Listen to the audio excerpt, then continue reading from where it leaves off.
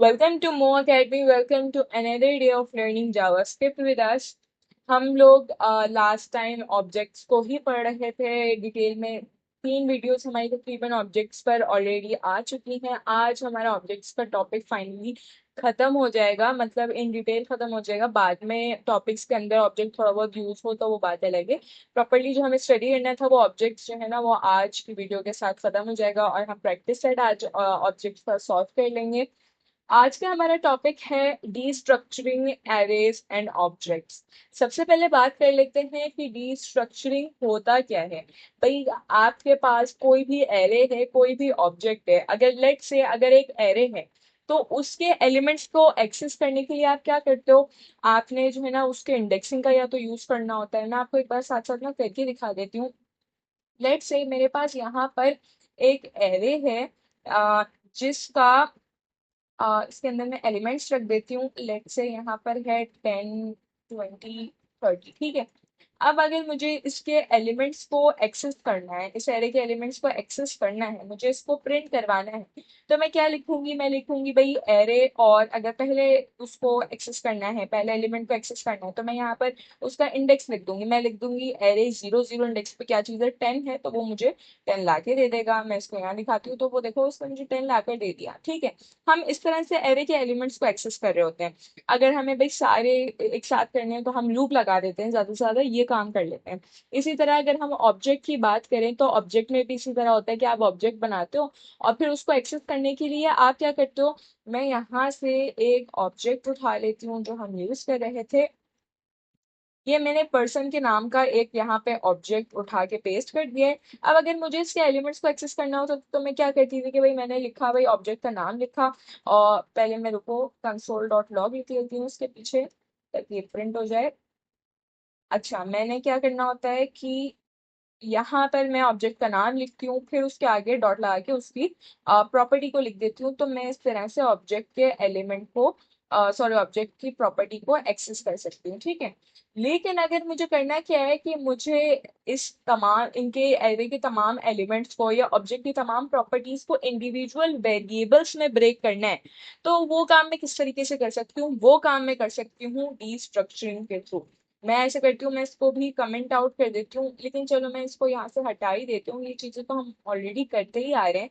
तो आज का जो हमारा टॉपिक है वो है डीस्ट्रक्चरिंग एरेस एंड ऑब्जेक्ट्स, ठीक है। यहाँ पर स्पेलिंग मिस्टेक हो गई है, मैं इसको यहाँ से हटा देती हूँ। अच्छा, ठीक है। डीस्ट्रक्चरिंग एरेज एंड ऑब्जेक्ट्स। अब डीस्ट्रक्चरिंग का जो काम है वो बेसिकली करता क्या है कि वो आपके पास अगर एरे है या ऑब्जेक्ट है, वो उन तमाम एलिमेंट्स को क्या करेगा? इंडिविजुअल वेरिएबल्स में ब्रेक कर देगा। अब इन दोनों में ये काम थोड़ा डिफरेंटली हो रहा होता है। सबसे पहले हम देख लेते हैं कि भाई एरे डीस्ट्रक्चरिंग किस तरीके से हो रही होती है, ठीक है। तो इधर वही वाली बात लिखी हुई है कि आप हर एलिमेंट को उसके इंडेक्स से जो है ना वो एक्सेस कर रहे होते हो, लेकिन अगर हमें उनको वेरिएबल्स के थ्रू एक्सेस करना है, भाई अगर हमें उन एलिमेंट्स के इंडिविजुअल वेरिएबल्स बनाने हैं, तो आप वो काम किस तरह से करोगे? वो आप काम करोगे एरे डिस्ट्रक्शन के थ्रू। तो सबसे पहले मैं आपको करके दिखा देती हूँ ये होगा किस तरीके से। मैं यहाँ पर लिखती हूँ भाई, सबसे पहले हम देख रहे हैं कि इन एरे ये काम किस तरह से होता है। हमें क्या करना होता है कि भाई लेट्स से मेरे पास कोई यहाँ पे एरे है जिसके अंदर मेरे पास डिफरेंट फ्रूट्स के नाम लिखे हुए हैं। अगर मैं यहाँ पे एप्पल लिख दूँ, फिर मैं लिख दूँ भाई यहाँ पे एक और फ्रूट है बनाना, फिर मेरे पास यहाँ पे एक और फ्रूट है लेट्स से कीवी है। तो मेरे पास यहाँ पर एक एरे है जिसमें 3 फ्रूट रखे हुए हैं, ठीक है ना। अब अगर मुझे इनको जो है वेरिएबल्स में स्टोर करवाना है, जैसे अगर मुझे इसको एक्सेस करना होता है तो मैं क्या करती, मैंने जो आपको अभी करके दिखाया कि इंडेक्सिंग के थ्रू इसको एक्सेस कर लेती, ठीक है। अब अगर मुझे इनका काम है कि भाई मुझे वेरिएबल्स में स्टोर करवाना है, थ्रू वेरिएबल्स इनको एक्सेस करना है, तो वो काम मैं कैसे करूंगी? मैं उसके लिए क्या करूंगी? मैं सिंपली लेट लिखूंगी।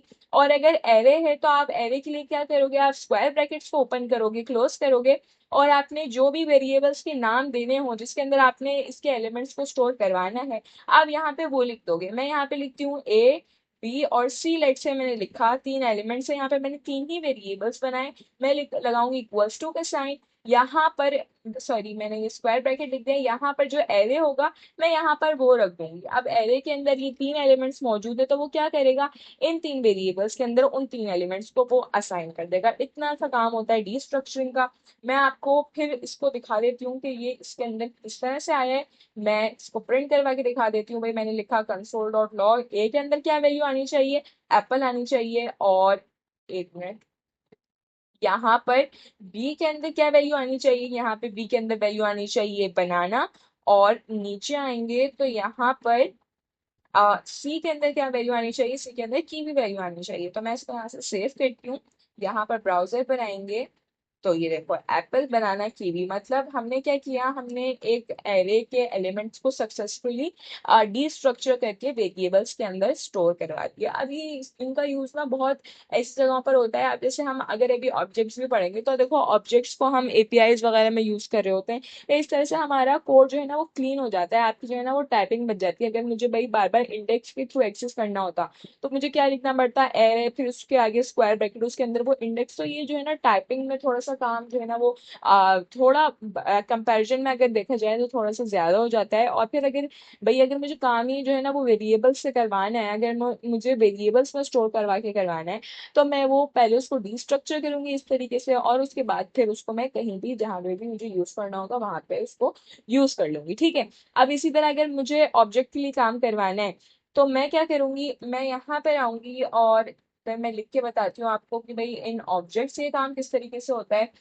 देखो सेम वही वाला सिंटेक्स है कि आप क्या करोगे, मेरे पास लेट से एक ऑब्जेक्ट है, मैं यहाँ से पर्सन का ही ऑब्जेक्ट उठा लेती हूँ।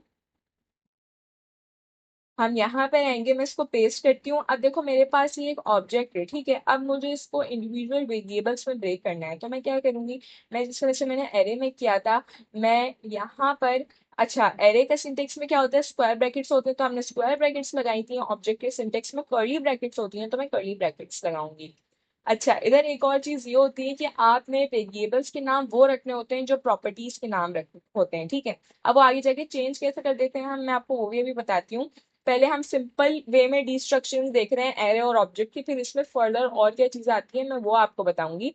यहाँ पर देखो मैंने क्या किया, मैंने नेम नाम से एक वेरिएबल बनाया, मैंने एज नाम से एक वेरिएबल बनाया, और मैंने हाइट नाम से एक वेरिएबल बनाया, ठीक है। अब मैं इक्वल्स टू का साइन लगाऊंगी, मैं यहाँ पे पर्सन लिख दूंगी। अब क्या होगा, सिंपली पर्सन के अंदर जो भी ये जो वैल्यूज थी, ये जो पड़ी हुई हैं वो इन तीन वेरिएबल्स में आ जाएंगी। लेकिन आप, शर्त ये होती है आपने इन तीन वेरिएबल्स के नाम वही रखने होते हैं जो प्रॉपर्टीज के नाम होते हैं, वो इसी तरह उसको एक्सेस करता है, ठीक है। अब मैं आपको इसकी एक बार प्रिंट करके दिखा देती हूँ। मैं यहाँ पे लिखूंगी भाई कंसोल डॉट लॉग, यहाँ पे मैं लिखूंगी नेम।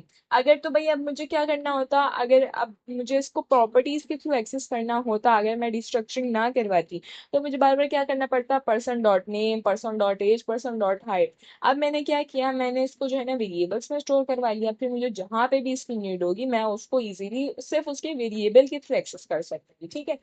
अब मैं यहाँ पर क्या लिख लेती हूँ, मैं इन तीनों को ही प्रिंट करवा के आपको दिखा देती हूँ कि ये वेरिएबल्स के शक्ल में स्टोर हो गए हैं, इनकी जो प्रॉपर्टीज भी हैं वो बन गई हैं वेरिएबल्स। मैं यहाँ पे, सॉरी ये कैप्स लॉक खुल गया, एज कर देती हूँ। यहाँ पर आकर मैं कर देती हूँ हाइट, ठीक है। अब इसको कर लेते हैं हम सेव, हम आएंगे अपने ब्राउजर पर। देखो, अच्छा इसमें यहाँ पे मुझे प्रिंट करके क्यों नहीं दिया, सेव नहीं आएगा, अच्छा सॉरी ये एरर आ गया था।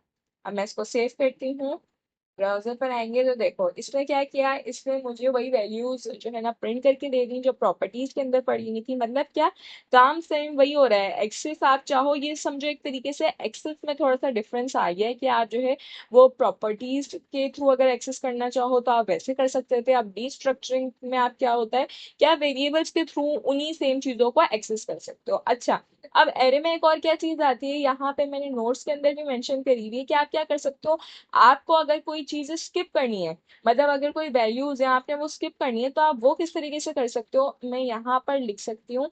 मैं यहाँ पे लिख देती हूँ भाई स्किपिंग वैल्यूज।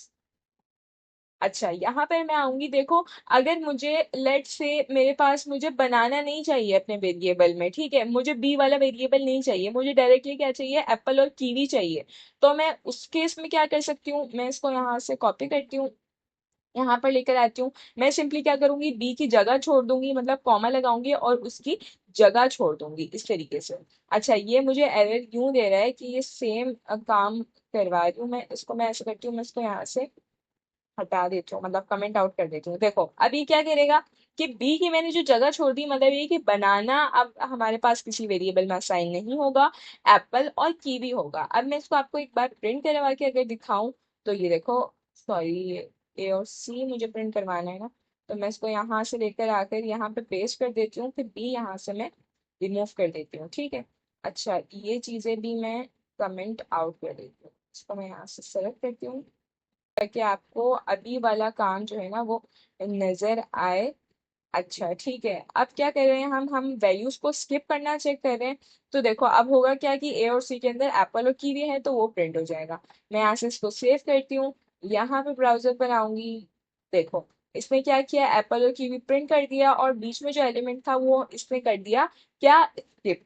ठीक है, अगर मुझे लेट से मुझे सिर्फ एक ही वेरिएबल का काम होता, मुझे सिर्फ भाई पहले एरे में डिस्ट्रक्शन का क्या रूल होता है कि आप जो पहले वेरिएबल लिखते हो ना उसको पहली वैल्यू असाइन हो जाती है, जो भी पहले एलिमेंट में जो चीज पड़ी हुई होती है उसको वो डायरेक्टली असाइन हो जाती है। मैं इसको यहाँ से आपको करके दिखा देती हूँ, इसको कर देती हूँ मैं कमेंट आउट, सेव किया, ब्राउजर पर आए तो देखो इसको एप्पल असाइन हो गया था। तो इस तरह से हम जो है ना वो वैल्यूज को स्किप भी कर सकते हैं। अच्छा, एक और इसमें क्या चीज होती है कि आप जो है ना वो डिफॉल्ट वैल्यूज भी सेट कर सकते हो। मतलब क्या कि यहाँ पर देखो, तो मैं इसको ऐसा करती हूँ, मैं इसको वापस से कमेंट से बाहर निकाल लेती हूँ ताकि मैं आपको ये चीज वो दिखा सकूं कि आप डिफॉल्ट वैल्यूज किस तरह से सेट कर लेते हो। यहाँ पर मैं आई, इसको मैंने सबको कमेंट आउट से हटा दिया है और इसको मैं कमेंट आउट कर देती हूँ फिर, ठीक है। अच्छा, अब देखो कि अगर मेरे पास यहाँ पर एप्पल, बनाना और कीवी और मैंने तीन ही वेरिएबल्स रखे, ठीक है। अब अगर मुझे यहाँ पर एक और वेरिएबल देना है तो मैं यहाँ पर क्या दे सकती हूँ, मैं इसको कोई डिफॉल्ट चीज असाइन कर दूंगी। लेट से मैं डिफॉल्ट नहीं लिखती यहाँ पर, मैं इसको अलग, जैसे फ्रूट्स की अगर हम बात करें तो मैं इसको स्ट्रॉबेरी असाइन कर देती हूँ। देखो इसमें होता क्या है कि देखो मेरे पास तो तीन वेरिएबल्स थे और तीन ही एलिमेंट्स पड़े हुए थे एरे के अंदर, तो वो इसको डायरेक्टली असाइन हो जाएंगे। लेकिन अगर मुझे चौथा वेरिएबल चाहिए तो वो तो वैल्यू ही नहीं पड़ी हुई, तो अगर मैं इसको यहाँ पर रखूंगी ना तो वो मुझे अनडिफाइंड देगा। इससे बचने के लिए मैंने इसको पहली एक डिफॉल्ट वैल्यू असाइन कर दी है स्ट्रॉबेरी, ताकि ये मुझे कोई अनडिफाइंड प्रिंट करके ना दे। मैं इसको अब यहाँ पे सेव करके प्रिंट करवा देती हूँ। आप ब्राउजर पे आएंगे तो देखो इसमें चारों वैल्यूज को जो है ना वो मुझे प्रिंट करके दे दिया। जो डिफॉल्ट वैल्यू मैंने साइन करनी थी वो भी मैंने कर दी, ठीक है। इस तरह से हम डिफॉल्ट वैल्यूज को साइन कर लेते हैं। फिर आ जाते हैं हम ऑब्जेक्ट रिस्ट्रक्चरिंग में क्या काम कर सकते हैं, हम वेरिएबल्स को रीनेम भी कर सकते हैं और बाकी डिफॉल्ट वैल्यूज वाला सिस्टम ये ऑब्जेक्ट में भी वैसे ही होता है। अच्छा, अगर हम इधर आए तो देखो मैंने आपको क्या बताया कि सेम आपको प्रॉपर्टी के नाम रखना होता है, लेकिन अगर आपको नाम चेंज करना है, अगर मुझे रखना है भाई यहाँ पर मैं करना चाहती हूँ कि मैं इसका नाम चेंज करके मैंने न्यू नेम कर दिया, मैंने इसका एज चेंज करके मैंने कर दी न्यू एज, और मैंने इसकी हाइट चेंज करके कर दी न्यू हाइट, ठीक है। अब इससे होगा क्या कि अगर भाई मुझे, वैसे तो ये रूल होता है कि आपने जो है ना वो प्रॉपर्टी के नाम से ही वेरिएबल्स को बनाना होता है ताकि वो ऑब्जेक्ट उसको एक्सेस कर सके। लेकिन भाई अगर मुझे भाई नहीं बनाना प्रॉपर्टी के सेम नाम से वेरिएबल्स को, तो मैं क्या करूंगी, मैं कॉलन लगाऊंगी और यहाँ पर जो भी मुझे नए नाम रखने होंगे मैं वो नए नाम रख दूंगी। उसके बाद फिर वो एक्सेस भी मैं फिर उसी तरह उसको कर सकूंगी, न्यू नेम, और नीचे आएंगे तो न्यू एज, और इधर सॉरी यहाँ पर आएंगे तो न्यू हाइट, ठीक है। अब मैं इसको करती हूँ सेव, ऊपर ये चीजें तो प्रिंट हो रही हैं, हम नीचे की चीजें देख लेंगे। ब्राउजर पर आएंगे और देखो इससे मुझे उसी तरह एक्सेस किया, लेकिन अब मैं इसको नए नामों से भी एक्सेस कर सकती हूँ। तो ये था हमारा कुछ डिस्ट्रक्शन का कॉन्सेप्ट। अच्छा, एक और चीज मैंने दिखानी थी, वो क्या कि इसमें डिफॉल्ट किस तरह से होता है। अब देखो लेट से अब ये चीजें तो मेरे पास मौजूद थी, ठीक है। अब मेरे पास कोई ऐसी चीज है कंट्री, तो देखो कंट्री तो यहाँ पर हमारे पर्सन के ऑब्जेक्ट में नहीं मौजूद ना, तो अब वो क्या करेगा, वो उसको अनडिफाइंड असाइन कर देगा। तो ऐसे सिचुएशन से बचने के लिए मैं क्या करूंगी, मैं यहाँ पर इसको खुद से बाय डिफॉल्ट जो है ना वो एक वैल्यू दे दूंगी ताकि मैं इसको बाद में यूज कर सकूं एज अ वेरिएबल कंट्री को, और ये मुझे अनडिफाइंड भी ना दे। तो मैं नीचे आऊंगी, मैं सिंपली लिखूंगी कंसोल डॉट लॉग और यहाँ पे मैं लिख दूंगी कंट्री, ठीक है। अब मैं इसको यहाँ से सेव करके आपको एक बार दिखा देती हूँ कि ये काम किस तरीके से होता है। तो देखो इसने मुझे एक और इसके अंदर एक तरीके की प्रॉपर्टी ऐड कर दी ऑब्जेक्ट में और इसने वो प्रिंट करवा दिया। तो ये था कॉन्सेप्ट डी स्ट्रक्चरिंग का। अगर हम अब आए अपने प्रैक्टिस सेट के ऊपर तो अच्छा एक चीज रह गई है, सॉरी, यहाँ पर नेस्टेड डी स्ट्रक्चरिंग रह गई है। नेस्टेड डी स्ट्रक्चरिंग भी वही होती है। आप क्या नेस्टेड का तो मैंने आपको कॉन्सेप्ट बताया था, वो क्या होता है जब ऑब्जेक्ट विद इन ऑब्जेक्ट हो या एरे के अंदर भी नेस्टेड का ऑब्जेक्ट होता है कि भाई एरे के अंदर आपने एक एरे बना दिया। तो एरे की अगर हम अभी बात में अगर अगर हमें अगर अभी हम ऑब्जेक्ट्स का देखें तो ऑब्जेक्ट में नेस्टेड ऑब्जेक्ट्स किस तरह से होते हैं ये मैंने आपको अभी, हमारा ये कब का टॉपिक था, ये आई गेस कल का ही टॉपिक था हमारे पास। हाँ, नेस्टेड ऑब्जेक्ट्स हमने कल ही पढ़े हैं। अगर मुझे कोई नेस्टेड ऑब्जेक्ट को जो है ना वो करवाना है, मैं इस सबको कमेंट आउट कर देती हूँ ताकि आपको जो है ना वो क्लियरली चीजें नजर आए।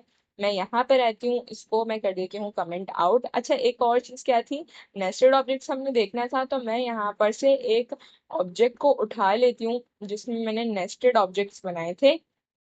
अच्छा यहाँ पर आएंगे हम, यहाँ पर मैं इसको कर देती हूँ पेस्ट। अच्छा, अब अगर मुझे भाई फॉर एग्जांपल डी स्ट्रक्चर करना है, मेरे पास नेस्टेड ऑब्जेक्ट्स भी मौजूद हैं, वहां पर मैं डी स्ट्रक्चरिंग किस तरीके से कर पाऊंगी? मैं वहां पर क्या करूंगी, मैं सिंपली क्या करूंगी कि मैं यहाँ से यही चीज उठा लेती हूँ। मैंने इसको कॉपी किया, यहाँ पे पेस्ट किया, तो देखो। अच्छा मैं अभी ये जो मैं नए नाम्स असाइन कर रही थी तो मैं ये यहाँ से हटा देती हूँ ताकि आपको अभी वाला काम जो है ना वो क्लियरली नजर आए। अच्छा एक मिनट बस। अच्छा देखो ये मैं इसको यहाँ पर ऐसे ही रहने देती हूँ। देखो अब नेम एज हाइट कंट्री तो बाय डिफॉल्ट असाइन हो गया, ये सारी चीजें मेरे पास इसी के पर्सन के ऑब्जेक्ट्स है। लेकिन एक मेरे पास नेस्टेड यहाँ पर ऑब्जेक्ट मौजूद है सब्जेक्ट का। अब मुझे उसकी वैल्यूज को भी इस किसी वेरिएबल के अंदर असाइन करना है, मैथ्स और इंग्लिश के अंदर एज अ वेरिएबल असाइन करना है। मतलब इसकी वैल्यूज को असाइन करना है और फिर एज अ वेरिएबल मैथ्स और इंग्लिश को कहीं पर यूज करना है। तो मैं क्या करूंगी, सिंपली एज के बाद यहाँ पर सब्जेक्ट है तो मैं यहाँ पे क्या करूंगी, मैं लिखूंगी सब्जेक्ट और यहाँ पर मैं लगाऊंगी कॉलन और यहाँ पर मैं लगाऊंगी कर्ली ब्रेसेस ओपन और क्लोज करूंगी। यहाँ पर मैं लिखूंगी जो भी मेरे पास नाम होंगे, मैथ्स नाम है और यहाँ पर हाइट नाम है, आपने सिंपली वो लिखना है। और यहाँ पर कॉमा कंप्लीट कर देती हूँ ताकि वो मुझे एरर ना दे। तो मुझे अभी एरर दे रहा है क्योंकि मैंने यहाँ पे हाइट लिख दिया, मैंने इंग्लिश लिखना था यहाँ पे। तो देखो अब ये क्या करेगा, आप सिंपली वही काम हो रहा है, बस आपने नेस्टेड ऑब्जेक्ट का थोड़ा सा सिंटेक्स देखना है कि जब आपने नेस्टेड ऑब्जेक्ट्स के जो है ना प्रॉपर्टीज को वेरिएबल बनाना होता है तो आपको वो इस तरीके से लिखना होता है। अब मैं क्या करूंगी, मैं इसको सेव करके आपको एक बार दिखा देती हूँ। यहाँ पर आएंगे और ये देखो इसने मुझे प्रिंट करके क्यों नहीं दिया, क्योंकि मैंने इसको प्रिंट करवाया ही नहीं है। तो वो मुझे प्रिंट करके कैसे देगा, तो मैं यहाँ पे क्या करूंगी, कंसोल डॉट लॉग नेम, मैं इसको आपको ये फास्ट फॉरवर्ड में दिखा देती हूँ। अब यहाँ पर हम देखें तो मैंने इसको सारा प्रिंट करवा दिया है कि जो भी ये जो नए वेरिएबल्स हैं इनके अंदर पर्सन में जो प्रॉपर्टीज मौजूद थी इन्हीं नामों से, वो चीजें जो वैल्यूज इधर मौजूद थी वो इन वेरिएबल्स को असाइन हो जाएंगी और उसको मैं बाद में आपको प्रिंट करवा के भी दिखा रही हूँ। मैं यहाँ से ब्राउजर पर आऊंगी और ये देखो इसने मुझे वो सारी चीजें प्रिंट करके दे दी जो मेरे पास प्रॉपर्टीज की वैल्यूज थी। अब वो वेरिएबल्स के अंदर हैं तो उसने मुझे उस तरह से प्रिंट करके दे दिया। तो ये था हमारा आज का टॉपिक। आज का टॉपिक काफी इंटरेस्टिंग था, आपने जो है ना देखा कि आप किस तरीके से डिस्ट्रक्चर कर सकते हो एरे को, ऑब्जेक्ट को वेरिएबल्स के अंदर, ठीक है ना। आप हम अपना प्रैक्टिस सेट सॉल्व कर लेते हैं। जो ऑब्जेक्ट्स में हमने जो भी टॉपिक्स कवर किए हैं, हमने ऑब्जेक्ट मेथड देखा, हमने दिस का कीवर्ड देखा, नेस्टेड ऑब्जेक्ट्स देखे, आज के टॉपिक में ऑब्जेक्ट डिस्ट्रक्चरिंग देखा, ऑब्जेक्ट को एक्सेस वगैरह करना तो हमने इन्हीं टॉपिक्स के अंदर देख लिया था दोबारा से। तो हम इससे रिलेटेड एक प्रैक्टिस सेट सॉल्व कर लेते हैं हम। तो ये रहा हमारा प्रैक्टिस सेट जो हमें ऑब्जेक्ट्स का सॉल्व करना था। सबसे पहले क्वेश्चन नंबर 1 पे आते हैं। तो इसमें लिखा हुआ है भाई कि create an object car with properties brand and air. ठीक है, एक आपने ऑब्जेक्ट बनाना है कार का जिसके अंदर आपने ब्रांड एंड एयर की प्रॉपर्टी डालनी है। आप इधर एक मेथड डालो गेट इन्फो का, ठीक है, that returns a string like this car is Toyota from 2020 replaced with actual values. Use this inside the method to access object properties. आपने this का यूज करना है ये काम करने के लिए और फिर आपने उस मेथड को कॉल करवा लेना है, रिजल्ट प्रिंट करवा देना है। ये वही काम है जो आपने जो है ना वो कल देखा था। कल नहीं, हमने जब दिस का कीवर्ड पढ़ा था तब हमने देखा था ये। अब मुझे वो याद नहीं कि पिछली वीडियो में था या उससे पिछली में। अच्छा, हम यहाँ पर आएंगे। यहाँ पर उसने मुझसे बोला है कि हम क्वेश्चन नंबर 1 देख रहे हैं अभी। मैं इसको कमेंट आउट कर देती हूँ। यहाँ पर वो मुझसे कह रहा है कि आप एक ऑब्जेक्ट बनाओ जिसके अंदर आप क्या करो कि, एक सेकेंड, यहाँ पे मैंने एक ऑब्जेक्ट बनाया जिसके अंदर मैं क्या करूंगी कि मुझे क्या करना है, एक, अच्छा, कार के नाम से ऑब्जेक्ट उसने कहा था।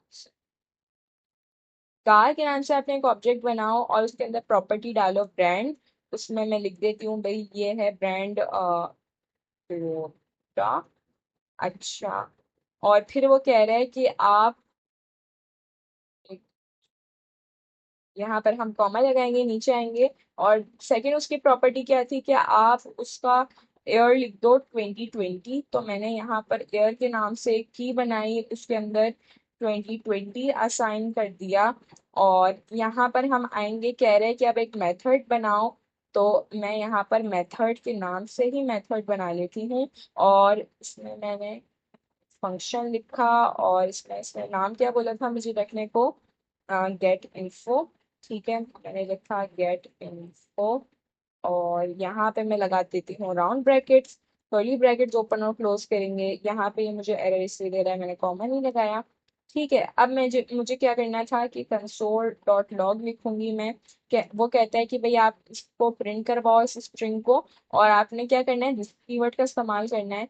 तो मेरे पास स्ट्रिंग क्या कहता है कि this car is Toyota from 2020। This car is, मैं यहाँ पे कॉन्केटिनेशन का ऑपरेटर लगाऊंगी, ब्रांड को हम क्या करेंगे, सॉरी, दिस डॉट ब्रांड लिख देंगे। और यहाँ पे मैं एक और बार कॉन्केटिनेशन का ऑपरेटर लगाऊंगी। ये मुझसे कहता है क्या लिखना है, फ्रॉम एयर। दोबारा से हम कॉन्केटिनेशन का ऑपरेटर लगाएंगे, दिस डॉट एयर। ठीक है, इस तरह से हम ये काम दिस के थ्रू करवा सकते हैं। फिर मैं यहाँ पर आकर क्या करूँगी, सिंपली मैं करूँगी कार, ऑब्जेक्ट का नाम लिखूंगी, और उसने मुझसे कहा है कि आपने ये मेथड कॉल करवाना है, तो मैं इस मेथड को करवा लूंगी कॉल। मैं इसको यहाँ से सेव करती हूँ, आपको ब्राउजर पर आकर दिखाती हूँ। तो देखो, this car is Toyota from year 2020। ये गैप नहीं दिया, अगर मैं यहाँ पे गैप दे दूँ तो वो मुझे प्रॉपर्टी इसी तरह प्रिंट करके दिखा देगा। ठीक है, सेव किया, ब्राउजर पर आए तो देखो जैसे उसने कहा था वैसे ही यहाँ पे प्रिंट हो गया। सेकंड क्वेश्चन पर आते हैं कि नेस्टेड ऑब्जेक्ट है मेरे पास एक। आपने क्या करना है, आपने सिर्फ इसमें सिर्फ सिटी को एक्सट्रैक्ट कर लेना है। एक नेस्टेड मेरे पास प्रॉपर्टी को आपने एक्सट्रैक्ट करके उसको प्रिंट करवा देना है। तो मैं क्या करती हूँ, मैं यहीं से ऑब्जेक्ट को कॉपी कर लेती हूँ। मेरे लेट का हमेशा एल पहले पीछे रह ही जाता है, तो वो मुझे आकर लिखना पड़ता है। मैं यहाँ पे एल लिख देती हूँ। अच्छा, इसको यहाँ पर आकर मैं यहाँ पे लिख देती हूँ कि भाई ये है क्वेश्चन नंबर 2। मेरे पास यहाँ पर एक ऑब्जेक्ट गिवन है, वो मुझसे कहता है कि आप जो है ना वो सिर्फ सिटी मुझे प्रिंट करके दिखाओ। तो उसके लिए मुझे डी स्ट्रक्चर करना होगा। डी स्ट्रक्चर किस तरह से करते हैं मैंने अभी आपको बताया था। आप सिंपली क्या करते हो, यहाँ पर लेट लिखते हो। अगर ऑब्जेक्ट में डिस्ट्रक्चरिंग करनी है, कर्ली ब्रेसेस लगाए, यहाँ पर क्या लिखोगे, ये चीज एड्रेस के अंदर रखी हुई है, तो मैं यहाँ पे लिखूंगी एड्रेस। अभी मुझे देखो, हम पीछे क्या कर रहे थे, हम पूरा जो है ना वो ऑब्जेक्ट के अंदर डिस्ट्रक्चरिंग कर रहे थे, क्योंकि हमें सारे ऑब्जेक्ट को वेरिएबल्स में कन्वर्ट करना था। मतलब सारे ऑब्जेक्ट की कीज को वेरिएबल्स में कन्वर्ट करना था, उनकी वैल्यूज को उधर स्टोर करवाना था। लेकिन अभी मुझे काम ही सिर्फ एक ही इसके ऑब्जेक्ट की की से है। मतलब एड्रेस एक खुद से अब एक नेस्टेड ऑब्जेक्ट है ना, तो मुझे सिर्फ सिटी के वैल्यू जो है ना वो एक सिटी के ही वेरिएबल बना के उसमें चाहिए। तो मैं क्या करूंगी, मैं यहाँ पे एड्रेस लिखूंगी, यहाँ पे मैं लगाऊंगी कॉलन, यहाँ पर मैं आके लिख दूंगी भाई, यहाँ पे मैंने कर्ली ब्रैकेट दोबारा ओपन और क्लोज किया, यहाँ पे मैं लिखूंगी सिटी। ठीक है, मैं लगाऊंगी यहाँ इक्वल्स टू का साइन, और मैं लिख दूंगी स्टूडेंट। सिंपली इस तरह से करना था। और सिटी के अंदर जो स्टूडेंट का मेरे पास ऑब्जेक्ट बना हुआ है, इसके अंदर यहाँ पर जो वैल्यू पड़ी हुई है वो इसके अंदर यहाँ पर आ जाएगी। वो मुझे कहता है कि प्रिंट करवा के दिखा दो, तो मैं यहाँ पे प्रिंट करवा के दिखा देती हूँ। ओ, मैंने देरी लिख दिया, मैं इसको नीचे कर देती हूँ। अच्छा, यहाँ पे हम सेव करेंगे, यहाँ पर आएंगे तो उसको मुझे लाहौर प्रिंट करना चाहिए, और उसको मुझे लाहौर प्रिंट करके दे दिया। ये हमारा क्वेश्चन 2 भी सॉल्व होता है। क्वेश्चन 3 पर आते हैं कि भाई लूपिंग थ्रू ऑब्जेक्ट्स का मेरे पास क्वेश्चन है कि what is the following code print. ये हमने पढ़ा था, आई गेस पिछली से पिछली वीडियो में शायद ये हमने देखा था। वो मुझसे कहता है कि भाई उसने मुझे एक ऑब्जेक्ट दिया हुआ है जिसमें नेम है, एज है और सिटी है। फिर उसने एक लूप चलाया, फॉर इन का जो लूप होता है, एक की के अंदर मैंने आपको बताया था ये वेरिएबल होता है, इसके अंदर क्या चीजें आती हैं, इसके अंदर कीज भी आ रही होती हैं। तो इसके अंदर नेम एज और सिटी आ जाएगा। जब मैं इसको प्रिंट करवाऊंगी तो एक एक करके सारी कीज प्रिंट हो जाएंगी। तो मेरे पास क्या ऑप्शन करेक्ट है कि नेम एज और सिटी प्रिंट हो जाएगा। तो ये हमारा आज का प्रैक्टिस सेट था। आज का हमारा टॉपिक कंप्लीट होता है, ऑब्जेक्ट्स यहाँ पर कंप्लीट होते हैं। और जितना हमने ऑब्जेक्ट्स के बारे में पढ़ा था उससे रिलेटेड एक प्रैक्टिस सेट भी सॉल्व कर लिया है।